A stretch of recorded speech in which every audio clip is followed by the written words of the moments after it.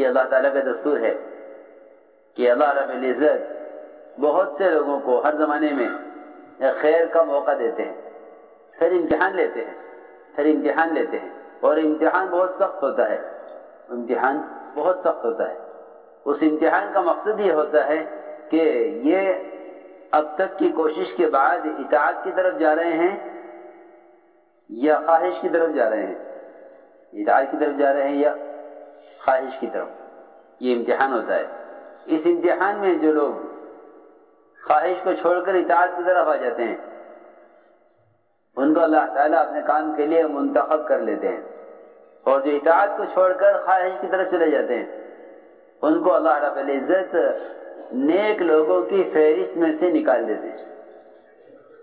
سنو، یہ اللہ تعالیٰ کا قدیم دستور ہے، پرانا۔ ایسا نہیں ہے کہ جو آدمی کام جان لے گا وہ کام کر لے گا، کام کا کرنا قابلیت پر نہیں ہے۔ یہ حدیث کا مفہوم ہے کہ اللہ رب العزت کسی سے دنیا میں دین کا کوئی کام اس کی قابلیت پر نہیں لیتے، بلکہ صفات قبولیت پر لیتے ہیں۔ کس پر؟ صفات قبولیت۔ اور صفات قبولیت کیا ہیں؟ کہ ان صفات قبولیت میں سب سے بنیادی چیز اطاعت ہے۔ اگر اطاعت نہیں ہے تو قبولیت نہیں ہے۔ اطاعت اس کو نہیں کہتے کہ جو کام ہمارے کرنے کا ہوگا اس کو ہم کریں گے، جو ہمارے کرنے کا نہیں ہوگا اس کو ہم چھوڑ دیں گے، اس کو اطاعت نہیں کہتے۔ صفات قبولیت کے لیے سب سے بنیادی شرط اطاعت ہے۔ جو اطاعت نہیں ہے تو قبولیت کی صفت نہیں ہے۔ اس اطاعت میں یہ نہیں ہوگا کہ یہ حکم تو آپ کا میری طاقت سے باہر ہے، میں یہ نہیں کر سکتا۔ سنو، لا یکلف اللہ نفسا الا وسعها، اس کا مطلب یہ نہیں ہے کہ جو تم سے نہ ہو سکے اس کو چھوڑ دو، بلکہ اس کا مطلب یہ ہے کہ جو تم کر نہیں سکتے تھے اللہ نے تمہیں اس کا مکلف کیا ہی نہیں ہے، یہ مطلب ہے۔ یہ نہیں کہ جو کرنا نہ چاہو اس کو چھوڑ دو، جو کر نہ سکو اس کو چھوڑ دو، بلکہ اللہ نے جس کام کے کرنے کی انسان میں طاقت نہیں رکھی اللہ نے انسان کو اس کا حکم نہیں دیا۔ لا یکلف اللہ نفسا الا وسعها، کہ ہر شخص کے اندر اللہ رب العزت نے اتنی طاقت رکھی ہے جس سے وہ اللہ کے احکام کو پورا کر سکے۔ یہ بھی لوگ غلط کہتے ہیں کہ ہمیں تو توفیق نہیں ہو سکی، یہ خیال بھی غلط ہے، توفیق عمل کرنے کو نہیں کہتے، توفیق کا ملنا عمل کرنے کو نہیں کہتے، توفیق کا ملنا عمل کرنے کو نہیں کہتے۔ یہ خیال غلط ہے لوگوں کا، ایک دوسرے سے کہتے ہیں کہ دعا کرو اللہ ہمیں توفیق دے، توفیق کا ملنا عمل کرنے کو نہیں کہتے، یہ خیال غلط ہے، بلکہ توفیق کہتے ہیں اللہ تعالیٰ کی طرف سے عمل کا موقع اور اللہ تعالیٰ کی طرف سے عمل کے ذرائع کا مل جانا۔ میری بات دھیان سے سننی پڑے گی بہت۔ اسباب خیر کا مہیا ہونا یہ توفیق ہے، اسباب خیر کا حاصل ہو جانا یہ توفیق۔ میں عرض کرتا ہوں کہ اسباب خیر کا حاصل ہو جانا یہ توفیق ہے۔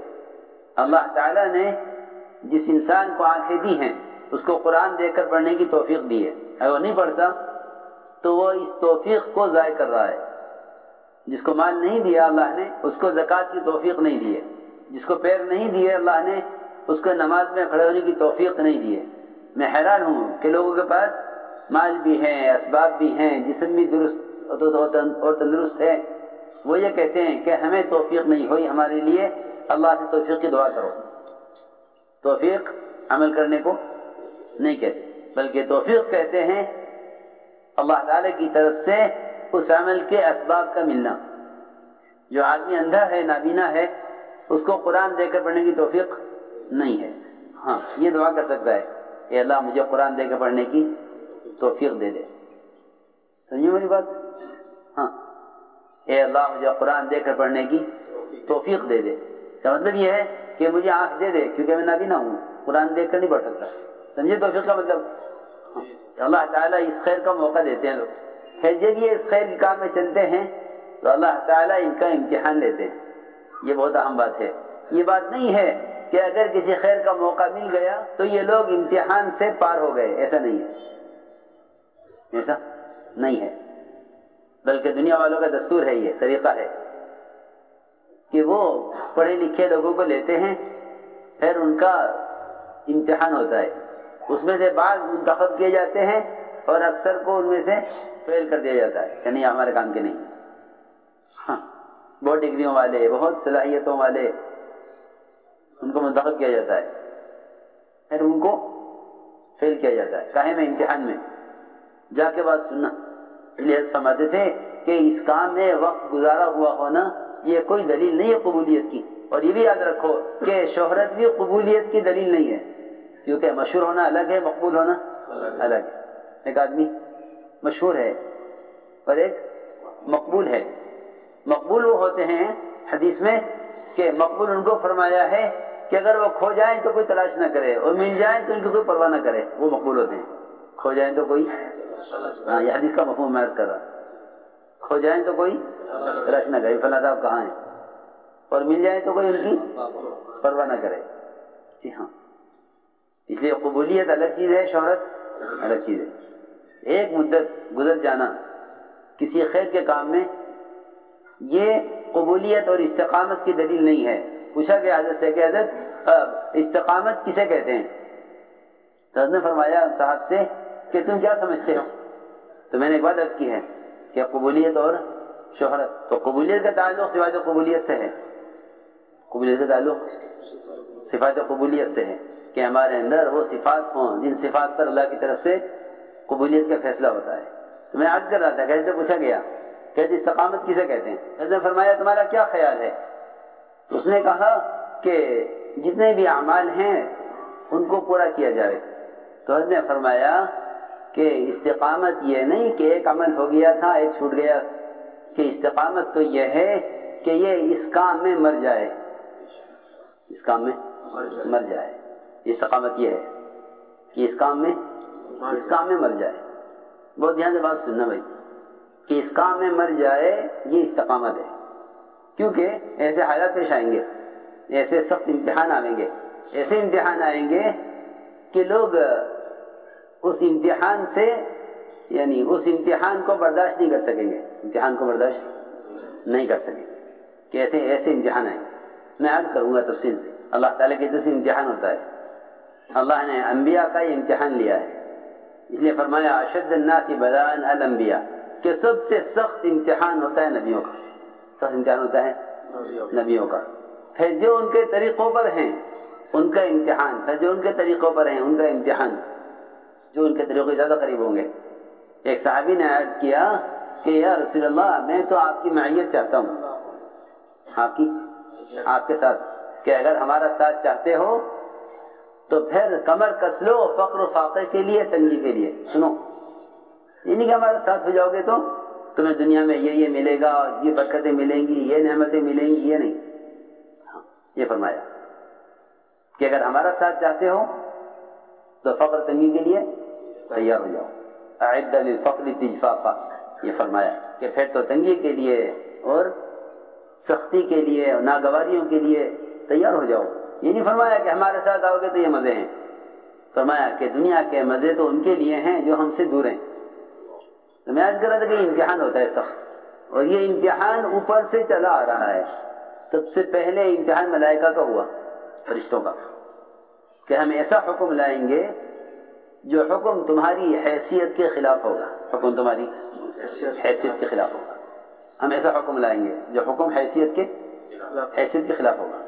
ہم دیکھیں گے کہ اب تک کی عبادت سے فرشتوں کے اندر, اب تک کی عبادت سے ملائکہ کے اندر اطاعت کا جذبہ کتنا پیدا ہوا. تو ہم حکم لائیں گے حیثیت کے خلاف. یہ پہلی مثال ہے. تو حکم دیا فرشتوں کو کہ آدم کو سجدہ کریں, آدم کو سجدہ کریں. حکم دیا, ہمارا حکم ہے. ہاں یہ نہیں کہ تم یہ کہو کہ یہ حکم ٹھیک نہیں ہے, اللہ کو اس کی پرواہ نہیں ہے. ہاں اللہ نے حکم دیا ہے, حکم کا پورا کرنا اطاعت ہے. حکم کو پورا کرنا اطاعت ہے. حکم میں غور کرنا, جی ہاں, کہ یہ پورا کرنے کا ہے یا نہیں, یہ نافرمانی ہے. کہ حکم کا پورا کرنا اطاعت. یہ حکم آیا تو سب نے سجدہ کیا سوائے ابلیس کے کہ نہیں یہ حکم میری حیثیت کے خلاف, یہ حکم میری حیثیت کے خلاف ہے. سب نے سجدہ کیا سوائے ابلیس کہ نہیں یہ حکم میری حیثیت کے خلاف ہے, کیونکہ میں اعلیٰ ہوں یہ ادنا ہے, میں پرانا ہوں یہ نئے ہیں. ہاں دیکھو یہ ہے بات, موازنہ کیا اپنا آدم سے. حال کرنا ہی چاہیے تھا کہ اپنی حیثیت کا موازنہ کرتے اللہ کے امر سے، اپنی حیثیت کا موازنہ کرتے کس سے؟ اللہ کے امر سے، کہ اللہ کا امر ہے، اللہ کا امر ہے اور میں بندہ ہوں۔ جبرائیل بندے ہیں، اسرافیل بندے ہیں، اسرافیل بندے ہیں، جی ہاں۔ اسرافیل کا مطلب یہی ہے، سراف کہتے ہیں بندے کو، ایل اللہ یہ لکھا ہے۔ جبرائیل یہ بندہ ہے، ایل اللہ، جبرائیل اللہ کا بندہ، کہ بندگی کا تقاضا یہ ہے کہ جو کہا جائے وہ کر لو۔ تو اس نے انکار کیا، اس نے انکار کیا کبر کی وجہ سے۔ اس لیے کہتے ہیں کہ کوئی معمولی حکم بھی ہے پورا کر دو۔ آدمی حکم سے انکار کرتا ہے تکبر کی وجہ سے۔ ایک آدمی آپ کے ساتھ کھانا کھانے بیٹھا، اس نے لقمہ بائیں ہاتھ سے لیا، تو آپ نے فرمایا کہ دائیں ہاتھ سے کھاؤ، بات دھیان سے سننی پڑے گی، فرمایا دائیں ہاتھ سے کھاؤ۔ تو جب کسی کو کسی بات سے ٹوکا جاتا ہے تو وہ اطاعت کرنے میں اپنی ذلت محسوس کرتا ہے، میری بات دھیان سننا، اطاعت کرنے میں ذلت محسوس کرتا ہے۔ اس ذلت سے بچنے کے لیے جھوٹا عذر پیش کرتا ہے۔ تو آپ نے فرمایا کہ دائیں ہاتھ سے کھاؤ، اسے خیال ہوا، اس کو خیال ہوا کہ سو مجھے کیا کرنا چاہیے، ٹوک دیا مجھے سب کے سامنے۔ تو اس نے بجائے اس کے کہ وہ دائیں ہاتھ سے شروع کرتا کھانا، اس نے کہا کہ اے محمد صلی اللہ علیہ وسلم میرا دائیں ہاتھ اٹھتا نہیں ہے، دائیں ہاتھ اٹھتا نہیں۔ حالانکہ ایک معمولی بات تھی، فرض واجب نہیں ہے دائیں ہاتھ سے کھانا، فرض واجب نہیں ہے، سنت ہے، کہ ایک سنت سے انکار کے لیے جھوٹا عذر کیا، ایک سنت سے انکار کے لیے جھوٹا عذر کیا، اور یہ کہا کہ یہ میرا دائیں ہاتھ اٹھتا نہیں ہے، حالانکہ ہاتھ بالکل ٹھیک تھا۔ آپ سمجھ گئے کہ جھوٹ بول رہا ہے، تو آپ نے فرمایا کہ تیرا یہ ہاتھ کبھی نہ اٹھے۔ ہاتھ شل ہو گیا، ہاتھ ختم ہو گیا، ہاتھ کی جان نکل گئی۔ کہ روایت میں ہے کہ اس وقت کے بعد اس کا ہاتھ کبھی اس کے منہ کی طرف نہیں اٹھا، حالانکہ معمولی بات تھی۔ کسی حکم کو چھوٹا مت سمجھو، جی ہاں۔ دائیں ہاتھ سے کھانا ایک سنت ہے، اس نے انکار کیا کبر کی وجہ سے کہ آپ نے مجھے کیوں کہا کہ دائیں ہاتھ سے کھاؤ، تو اس نے اس کا عذر کیا جھوٹا کہ یہ ہاتھ میرا اٹھتا نہیں، یہ ہاتھ میرا اٹھتا نہیں۔ آپ نے یہ بددعا دی اس وقت، اللہ کرے تیرا یہ ہاتھ نہ اٹھے۔ اس وقت سخت بات ہے، یہ سوچنے کی بات ہے کہ بعض مرتبہ آدمی کبر کی وجہ سے حق کا انکار کر دیتا ہے۔ جی ہاں، ابا واستکبر، کہ ابلیس نے انکار کیا اور تکبر کیا، یہ نہیں دیکھا کہ بڑے کا امر ہے، بلکہ یہ دیکھا کہ مجھے چھوٹے کو سجدہ کرنے کا حکم دیا جا رہا، حالانکہ امر بڑا ہے، فرشتے سے بھی، آدم سے بھی، فرشتے سے بھی اور آدم سے بھی امر بڑا ہے اللہ کا، کہ اللہ کے امر کو پورا کرو۔ مناج کے پہلے امتحان یہ ہے، یہاں ابلیس اس امتحان میں فیل ہو گئے، فیل ہو گیا تو نکال دیا گیا۔ اور یہ بات یاد رکھو کہ جو نکال دیا جائے گا اطاعت نہ ہونے کی وجہ سے، اس کی کوشش بھی دوسروں کو نکالنے کی ہوگی، یہ بھی ایک بات ہے۔ یہ قدیم دستور بتا رہا میں آپ کو، جی ہاں، کہ نکل گئے ہم تو نکل گئے، مگر ہم نکل کر تمہیں نکال کر چھوڑیں گے، جی ہاں، تمہیں بھی نکال کر چھوڑیں گے، کیونکہ تمہیں سجدہ کرنے کے چکر میں ہمیں نکالا گیا ہے، ہم تمہیں بھی یہاں نہیں چھوڑیں گے۔ جی ہاں، سنو، یہ بہکایا، اس نے بہکایا اس طرح کہ جس طرح میں نکالا گیا ہوں تمہیں بھی یہاں سے نکلنا ہے۔ کہ ہم نکلنا نہیں چاہتے، کہ نکلنا نہیں چاہتے تو میری بات مانو، کہ کیا، کہ اس درس میں سے کھا لو گے تو ہمیشہ رہو گے۔ تمہیں روکا ہے نا درس کھانے سے، کیا روکا ہے؟ کہ روکا اس لیے ہے تاکہ تم یہاں ہمیشہ نہ رہو، اس لیے روکا گیا ہے کھانے سے، کھا لو گے تو ہمیشہ رہو گے۔ یہاں یہ مشورہ دیا، چنانچہ یہ بھی نکالے گئے کہ نکلنے والوں کی دو قسمیں ہیں، یاد رکھنا، کسی خیر کے موقع سے محروم ہونے والے، کسی خیر کے موقع سے نکالے جانے والوں کی دو قسمیں ہیں۔ جی ہاں، ایک قسم تو وہ ہے جو گناہ کر کے استغفار کریں، گناہ کر کے استغفار کریں، کہ وہ تو واپس آ جائیں گے۔